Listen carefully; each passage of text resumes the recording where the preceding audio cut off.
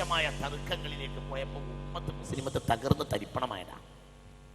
ഇതിന് പരിഹാരങ്ങൾ കൊണ്ടുവരാൻ ഇന്ന് ഏകദേശം റബ്ബിന്റെ തൗഫീഖോടുകൂടെ ചില നല്ല സ്ഥാപനങ്ങൾ നമുക്കുണ്ട്. ഈ സ്ഥാപനങ്ങളൊക്കെ അതിൻ്റെ സ്ഥാനത്ത് നമ്മൾ കൊണ്ടുവരികയാണെങ്കിൽ നമുക്ക് വലിയ ഭാവിയിൽ നേട്ടങ്ങൾ ഉണ്ടാകുമെന്ന് മാത്രമല്ല, കേരളത്തിലെ പണ്ഡിതന്മാർ ഇന്ത്യയിലെ തന്നെ ഏഷ്യയിലെ തന്നെ ഇസ്ലാമിക വിജ്ഞാനത്തിന്റെ പ്രഭയെ ഏറ്റെടുക്കാൻ അവർക്ക് കഴിയുമെന്നാണ് ഞാൻ മനസ്സിലാക്കുന്നത്. അതിന് മാത്രം ഒന്നിവിടെ ഭാഷ ഉണ്ട്, ദിഷണുണ്ട്, എല്ലാം ഉണ്ട്. നമ്മൾ ഈ അടുത്ത കാലഘട്ടത്തിൽ വികസിപ്പിച്ചെടുത്തിട്ടുള്ള ചില വിജ്ഞാന രീതികളൊക്കെ വളരെ ഉദാത്തമായ വിജ്ഞാന രീതികളാണ്. അതൊക്കെ വളരെ അത് എണ്ണി പറയാതിരിക്കാൻ നിർവാഹമല്ല. ബഹുമാനപ്പെട്ട ദാറുൽ ഹുദ നമ്മൾ സ്ഥാപിച്ചു. ഇപ്പോൾ നമ്മൾ വാഫി കോഴ്സ് തുടങ്ങി. ഇതൊക്കെ വളരെ പ്രധാനപ്പെട്ട തന്നെയാണ്. നമുക്ക് വലിയ ഗുണങ്ങളുണ്ട്. ഒന്ന്, അൽ ജദീദ് അൽ ഖദീം സ്വാലിഹ് വൽ ജദീദ് നാഫിഅ എന്ന രണ്ടിന്റെയും മധ്യത്തിൽ നമ്മൾ നിലകൊള്ളുക. ആ രണ്ടിനെ നമ്മൾ കൂട്ടിപ്പിടിച്ചിട്ടുള്ളതാണ് ഇന്ന് നമ്മുടെ കയ്യിലുള്ള ചില വിജ്ഞാനം. പക്ഷെ എന്ത് വേണം? കെസിൽ ഒഴിവാക്കണം. മടി എന്ന സാധനം വലിച്ചങ്ങോട്ട് എറിയണം. അല്ലാഹു സുബ്ഹാനഹു വ തആല ഈ ലോകത്ത് ഇതിൻ്റെ അത്ര എന്താ കുട്ടികളെ നമ്മൾ ചിന്തിക്കാറ്. ഞാൻ എൻ്റെ വിദ്യാർത്ഥികളോട് പറയാം, ഞാൻ പ്രധാനമായി ഇന്ന് വരാൻ പറയാൻ വിദ്യാർത്ഥികളോട്, എൻ്റെ കുട്ടികളെ നിങ്ങൾ എന്താ ഇത് ചിന്തിക്കാത്തത്?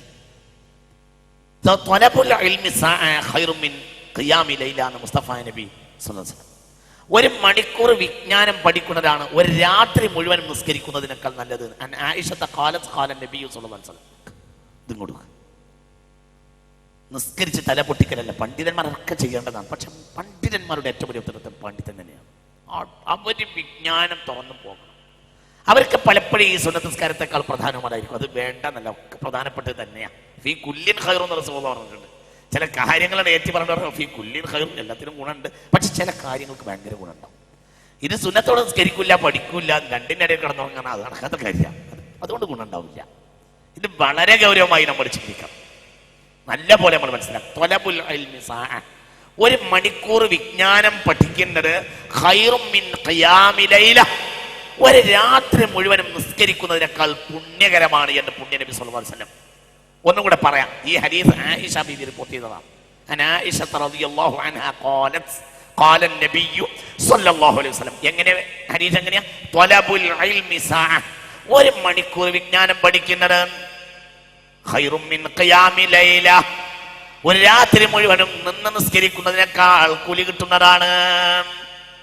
ഈ കാര്യത്തിന് പണ്ഡിതന്മാർ തയ്യാറാണ്. അപ്പൊ പണ്ഡിതന്മാർ സത്യത്തിന് ഒരു രാത്രിക്ക് ഒരു 5-8 മണിക്കൂർ, ഒരു ദിവസം 8, 10, 15 മണിക്കൂറൊക്കെ വിജ്ഞാനം പഠിക്കും. 15 അതിലേറെയും വിജ്ഞാനം പഠിക്കും. എങ്കിൽ ഒരു ദിവസം അവർ എത്ര ദിവസം ജീവിക്കും?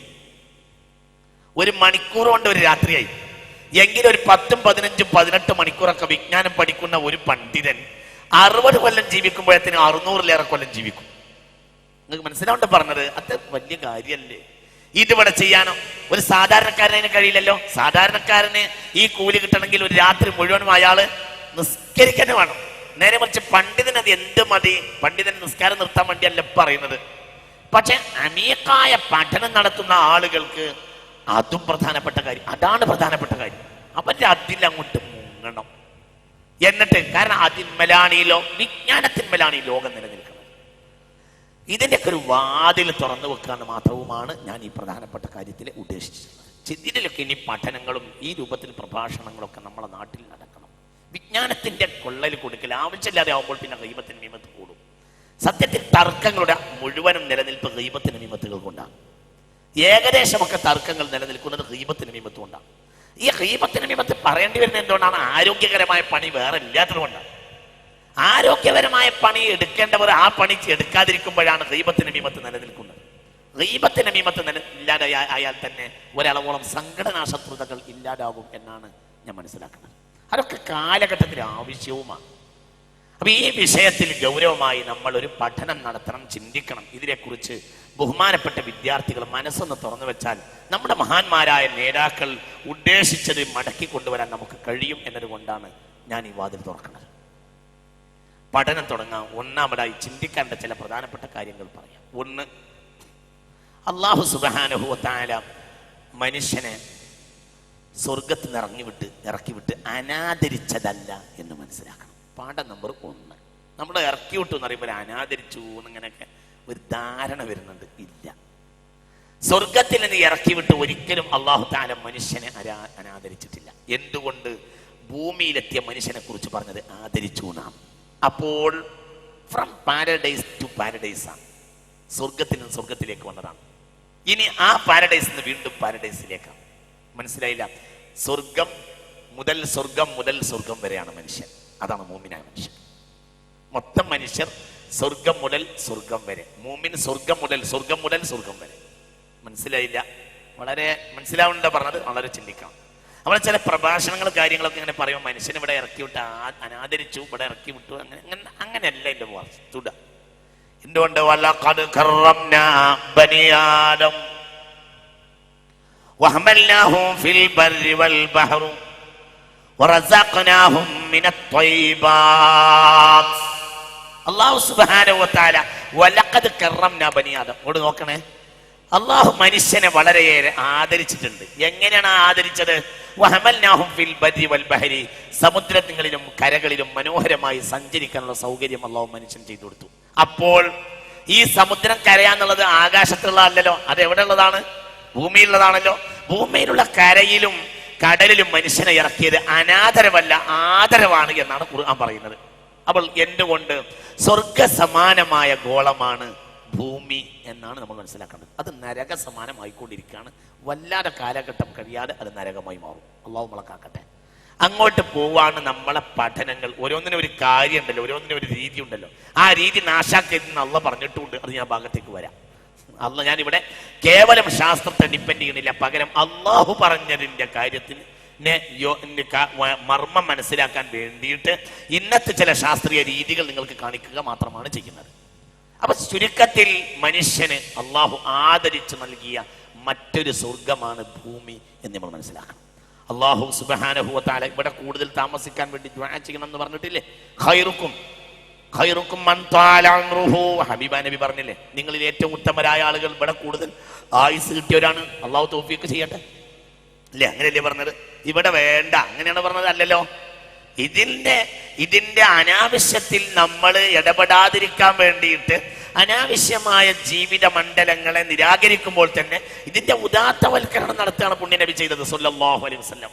ഈ ദുന്യാവിൽ ജീവിച്ചത് മോശം എന്നല്ല പറഞ്ഞത്. ഖൈറുക്കും, നിങ്ങളിൽ ഏറ്റവും ഉത്തമന്മാർ, മൻ ത്വാല ഉംറുഹു വഹസുന അമലുഹു എന്ന് പുണ്യനബി സ്വല്ലല്ലാഹു അലൈഹി വസല്ലം. ഈ ഹദീസ് ഇമാം ഇബ്നു മാജാ തന്റെ സുനനിൽ രേഖപ്പെടുത്തിയിട്ടുണ്ട്. നിങ്ങളിൽ ഏറ്റവും ഉത്തമന്മാരായ ആളുകൾ ഇവിടെ കൂടുതൽ ആയുസ് കിട്ടിയവരാണ്. അല്ലാഹു തആല നമുക്ക് തൗഫീഖ് ചെയ്യട്ടെ. അപ്പൊ ഇവിടെ ആയുസ് കിട്ടിയവരാണ് ഏറ്റവും ഉത്തമന്മാർ എന്ന് ഹബീബായ റസൂലുള്ളാഹി സ്വല്ലല്ലാഹു അലൈഹി വസല്ലം. ഭൂമി ഒരിക്കലും നിരാകരിക്കപ്പെടേണ്ട ഒരു സംഗതിയല്ല. ഇവിടെ ജീവിതത്തിന് വേണ്ടി കൊടുക്കേണ്ടതാണ്. 900,000 കൊല്ലം ആയുസ് എന്ന് പറഞ്ഞിരുന്നു. പിന്നെ 50 കൊല്ലം ദാവൂദ് നബിക്ക് കൊടുത്തു. ആര്? സയ്യിദുനാ ആദം. പിന്നെ 950 കൊല്ലം കഴിഞ്ഞപ്പോൾ ഇസ്രായേൽ വന്നപ്പോൾ ഓടിച്ചു എന്നാണ് ഹദീസിലുള്ളത്. മനസ്സിലായില്ല? നിങ്ങൾ ഇവിടെ ഇല്ല എന്നാ തോന്നുന്നത്. 1000 കൊല്ലം ആയുസ് കൊടുത്തു അള്ളാഹു സയ്യിദുനാ ആദമിന് അലൈഹിസ്സലാം. അങ്ങനെ അത് ആലമുൽ അർവാഹിൽ വെച്ച് ദാവൂദിന് എത്ര വയസ്സെന്ന് വെച്ചപ്പോൾ വയസ്സ് ചെറുതായി കുറച്ചായെന്ന് തോന്നി. അപ്പം ഞാൻ എൻ്റെ വക കൊടുത്തോട്ടെ. നീ കൊടുക്ക് റബ്ബേ എന്നാണ്. ഞാൻ കൊടുക്കില്ല എന്നാണ്. എന്നാൽ നിന്റെ വക കൊടുക്കുന്നതിന് വിരോധം ഉണ്ടോ ചോദിച്ചില്ലാറും. നിന്റെ ഒരു 50 വയസ്സെടുത്ത് നിന്റെ കുട്ടി ദാവൂദിന് കൊടുക്ക്. ദാവൂദിന്റെ ചെവിയൊക്കെ നല്ല മനോഹരമായി നിൽക്കുന്നൊരു കോലം ആദം നബി അലൈഹി സ്വലാത്തു വസ്സലാമിന് കണ്ടു. അങ്ങനെ കൊടുത്തു. പിന്നെ എത്രയേ ഉള്ളൂ? 950 വയസ്സായപ്പോൾ ഇസ്രായേൽ വന്നു. എന്തേ പോന്നു ചോദിച്ചു. കാബിലൻ അംസ ഇറാന്ന് ചോദിച്ചു. എന്നെ പിടിക്കാനോ എന്നെ കാണാനോ എന്ന് ചോദിച്ചു. ഇല്ല, കാബിലൻ പിടിക്കാനാന്ന് പറഞ്ഞൂടാ. ഓടിച്ചു. അപ്പോൾ ചോദിച്ചു, നിങ്ങൾക്ക് എനിക്ക് ഈ ബഖയമിന്നി ഖംസൂന, എനിക്ക് 50 കൊല്ലം കൂടി ബാക്കിയുണ്ട് എന്ന് പറഞ്ഞു സയ്യിദുനാ ആദം അലൈഹി സ്വലാത്തു വസ്സലാം. അപ്പോൾ ഇസ്രായേൽ പറഞ്ഞു, അത്തൈതഹലി വലദിക ദാവൂദ്, നിങ്ങൾ ദാവൂദിന് കൊടുത്തില്ലേ? അപ്പോൾ പറഞ്ഞു, അത് ഞാൻ കൊടുത്തത് ആലമുൽ അർവാഹ് എന്ന, ഇപ്പോൾ ഞാൻ താമസിക്കുന്നത് ഭൂമിയിലാണ്, ഇവിടെയാണ് എനിക്ക് ജീവിക്കേണ്ടത്. അതുകൊണ്ട് എനിക്ക് എൻ്റെ ആദം തർക്കിച്ചിട്ട് 50 കൊല്ലം കൂടെ വാങ്ങി സയ്യിദുനാ ആദം അലൈഹി സ്വലാത്തു വസ്സലാം. അപ്പൊ ഭൂമിയിലെ ജീവിതത്തിൽ എത്ര പ്രധാനമുണ്ട്. ഇത് വേണ്ട അത് വേണ്ട, റബ്ബന ആതിന ഫിദ് ദുനിയ ഹസന, അത് മറക്കരുത്. അത് നമ്മൾ മറക്കരുത്. ഇത് നമ്മുടെ അടിത്തറയാ. ഈ ദുആ അടിത്തറയാ. റബ്ബന ആതിന ഫിദ് ദുനിയ ഹസന വഫിൽ ആഖിറതി ഹസനതൻ വഖിന അദാബന്നാർ. അല്ലാഹു നാഫിയായി ഇൽമിനെ തരട്ടെ. അപ്പോൾ ചുരുക്കത്തിൽ മുഅ്മിനീങ്ങളെ, നമ്മൾ ഇതൊക്കെ ചിന്തിക്കണം. സ്വർഗസമാനമായ ഗോളമായ ഭൂമിയിലേക്ക് അള്ളാഹു ആദരിച്ച് അയച്ചതാണ് ആരെ?